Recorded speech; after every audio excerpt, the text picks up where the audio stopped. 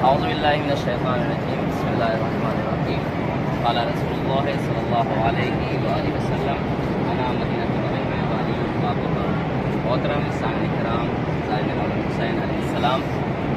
خدا کا لاکھ لاکھ شکر اور اس کا پروردگار محمد حقیقی کا شکریہ ادا کریں کہ اس نے ہمیں آج ایسی سرزمین مقدس پر پہنچایا ہے کہ جس کی تمنا اور دنوں میں الگ تھا ترقی بے چینی کی اس طرح کہ پروردگار ہمیں کب مولا علی کی بارگاہ میں پہنچائیں گے، کب ہمیں امیر کائنات امیر المومنین کی زیارت نصیب ہوگی، کب ہمیں کربلا جانا نصیب ہوگا۔ مرنے سے پہلے ہماری گنہگار نگاہیں خطاکار نگاہیں اپنے ان گنہگار نگاہوں سے ان پاک ہستیوں کی زیارت کب نصیب ہوگی۔ یقین جانیں اس معبود حقیقی کا اور اس کریم علی ابن ابی طالب کا شکر گزار ہیں کہ مولا تیرا شکریہ کہ تو نے ہمیں اس لائق سمجھا کہ آپ نے ہمیں اذن زیارت نصیب کیا، کیونکہ ہم کتنی بھی کوششیں کر لیں، کتنی بھی ہم لوگ ہاتھ پیر مار لیں، کتنی بھی دولت لٹا لیں، لیکن جب ان کی طرف سے اجازت نہیں ہوتی تو پھر آنا نصیب نہیں ہوتا۔ کتنے بڑے بڑے غنی، کتنے بڑے بڑے مالدار، کتنے بڑے بڑے سرمایہ دار وہیں پر بیٹھے ہوئے ہیں جنہیں کبھی زندگی میں توفیق نہیں ہوئی، لیکن ایک انسان چھوٹی سی کوشش کرنے والا ان کی بارگاہ میں جو مقبول ہو جاتا ہے ان کو زیارت نصیب ہو جاتی ہے۔ اس بارگاہ میں کھڑے ہوئے ہیں یہ وہ بحر سخا کا وہ سمندر ہے،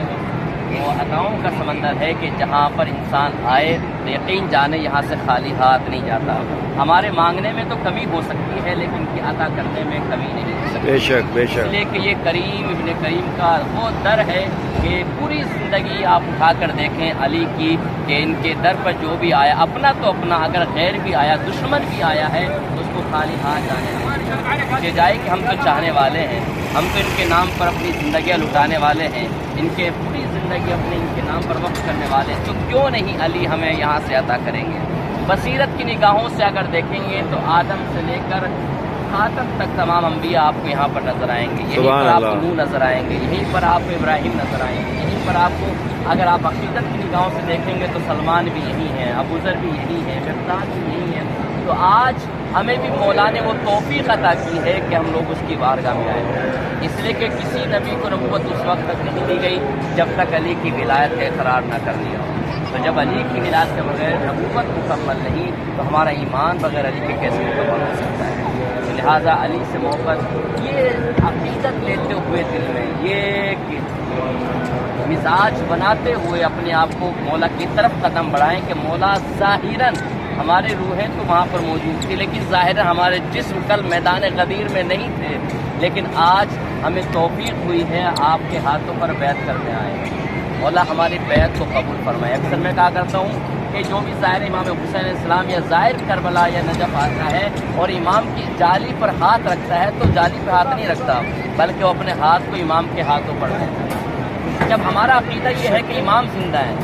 جب وہ زندہ ہے تو یہ بد اخلاقی ہے نا، ایک انسان ہاتھ بڑھائے دوسرا ہاتھ نہ بڑھائے۔ تو آپ جب امام کی طرف ہاتھ بڑھائیں گے تو یقیناً امام بھی اپنا دست مبارک ہماری طرف بڑھاتے ہیں، آپ امام کے ہاتھوں پر جو ہے بیعت کرتے ہیں۔ آج اس سرزمین مقدس پر آپ کھڑے ہوئے ہیں جس کو وادی مقدس کہا جاتا ہے۔ قرآن مجید کی آیت ہے نخلع علیک یا موسیٰ انک بالوادی المقدس طویٰ، اے موسیٰ